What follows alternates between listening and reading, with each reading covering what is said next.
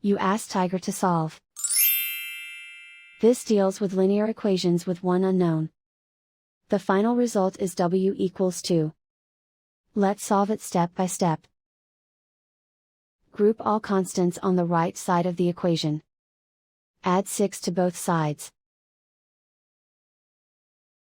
Simplify the arithmetic.